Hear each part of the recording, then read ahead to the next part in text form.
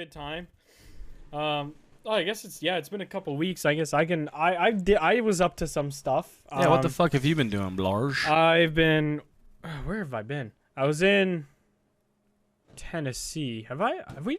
No, we haven't done a podcast since I was in Tennessee. It's been a minute. We've all been doing shit. Went to Tennessee to go to Wildcats as I don't know, we always do for some random reason. Just ends up being there. Went over for Friendsgiving, which was fun. Saw Mr. Gribby. We did a cold plunge, which was the worst thing I've ever done. My nards were actually gone. They were inside of my stomach. What is a cold plunge? So like, obviously you're jumping into cold water, but like, yeah. just a bath or? No, so like he leaves his pool open all year round because there's like no point to like close the pool because it doesn't get like cold enough to like where it won't freeze or anything. It's salt water, but it was, I think he said the water was 32 or 34.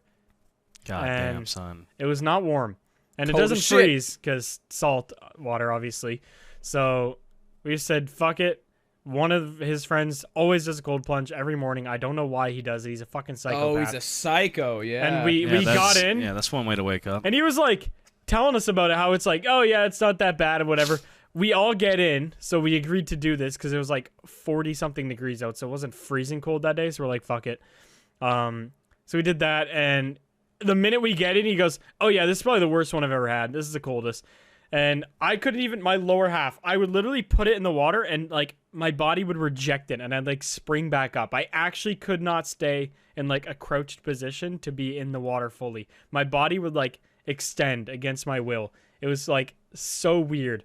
And I got out and I was, dude, I understand what happens now. We're like people with hypothermia, why like you always find them naked when they die, is because after you get so cold, there's a point where you start to feel hot. And when I got out of the pool, I literally felt like I was sweating.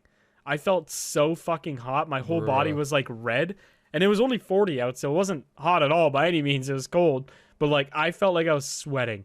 It was fucking wild. But yeah, cold plunges not for me. I'm not about it. I do like ice baths after leg day once in a while, but only do those for like 3 or 4 minutes, and they're not that bad. But yeah, it was not fun. And just with the wind blowing on you makes it so much worse. Like at least an ice bath. Bless you. Ice bath. Usually you're in a room. But yeah, and then I shot a gun, which I haven't done since I was like 14. That was fun.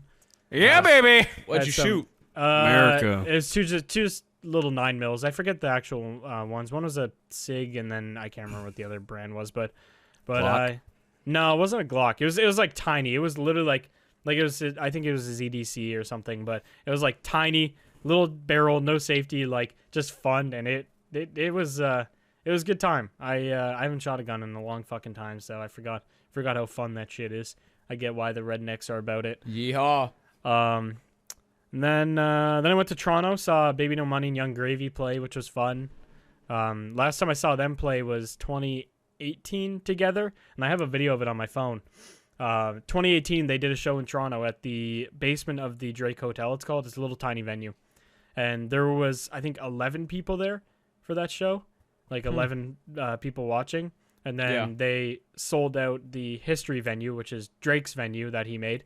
And I don't know how many people there are, but it was fucking packed. So to see like the progression was so the come sick. Up. Yeah, it was so sick. But yeah, they were really fucking cool. They were solid.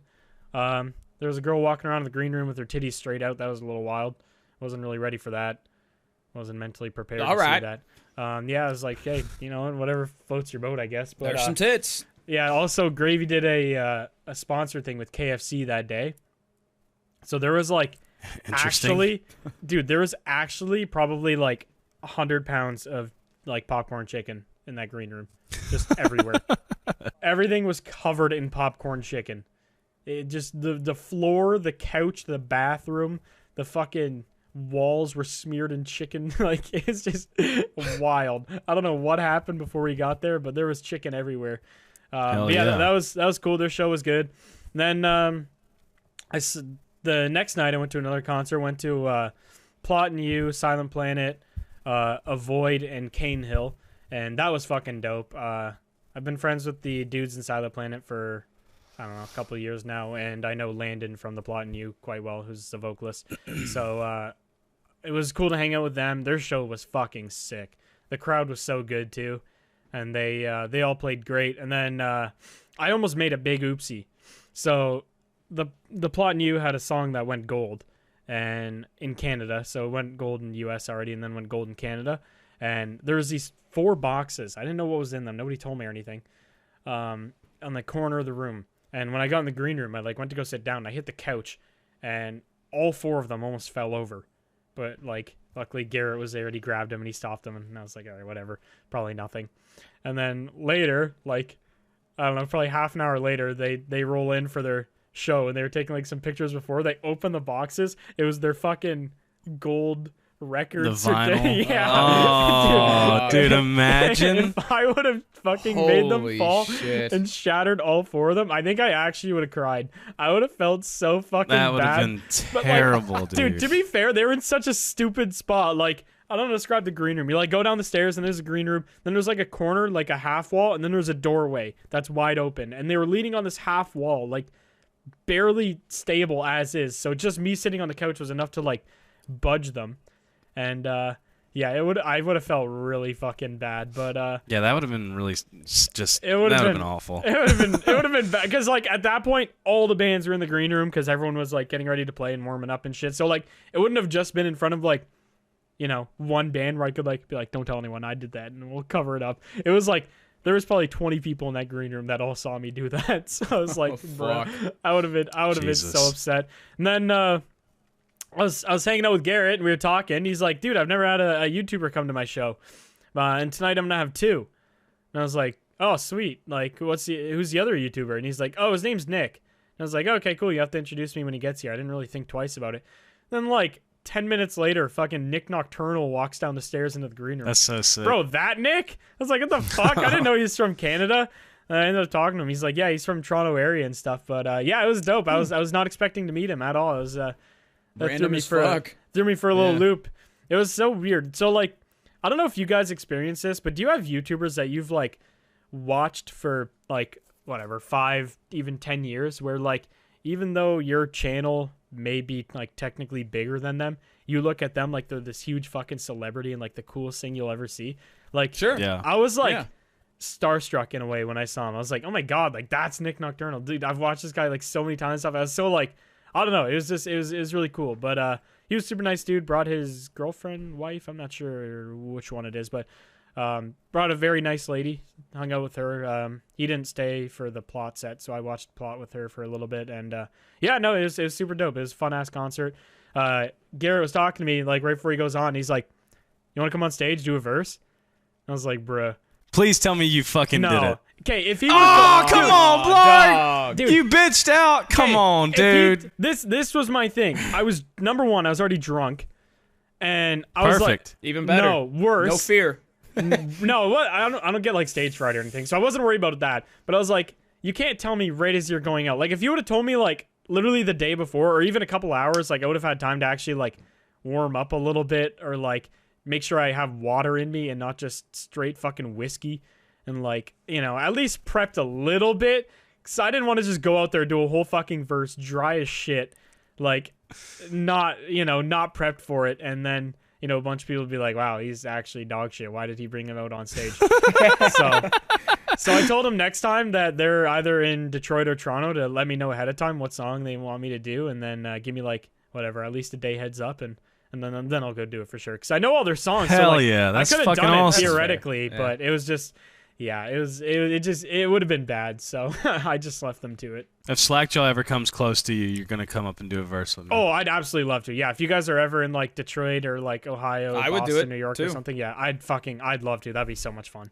Absolutely. You I guys feel are like gonna come I feel up. like that audience would have zero pressure either. I feel like that's an Yeah. audience yeah, I'd no. immediately feel completely comfortable in, knowing that they're a bunch of fucking idiots that They would freak out Soup just and seeing you. Slackjaw. They wouldn't even give a fuck. They would be like, "Oh my god, it's fucking Blarg." Yeah, you that'd could be literally fun. do anything on stage. Yeah, you get up there and fart in the mic, and they probably lose their shit. Yeah, that'd be super That I fun. could do I would for you. I would 100% do that.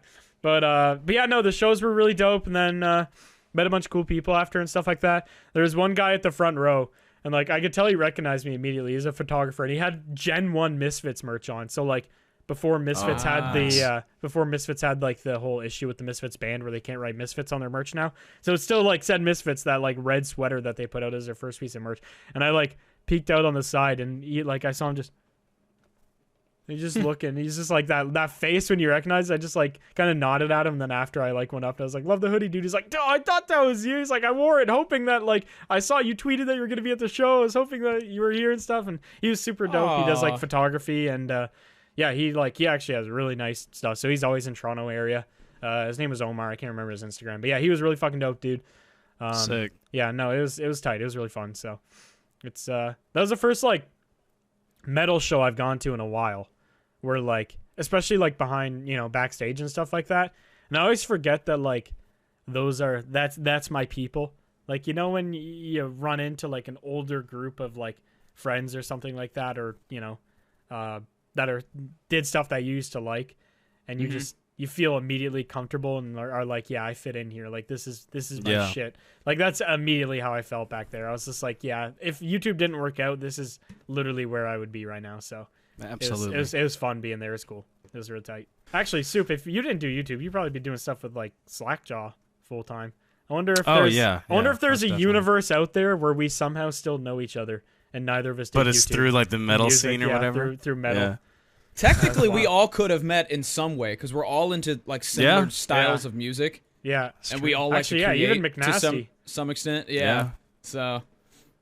Yeah, I guess was in a fate, weird roundabout way, It was we could destiny. have we still could have had like some kind of brand together. Could have had like some rock podcast instead of some dumbass podcast. I don't know, man. If I walked into a green room and I saw Soup looking like that, I'd be like, yeah, this guy I gotta start a brand with immediately. What you want to drink tonight, baby?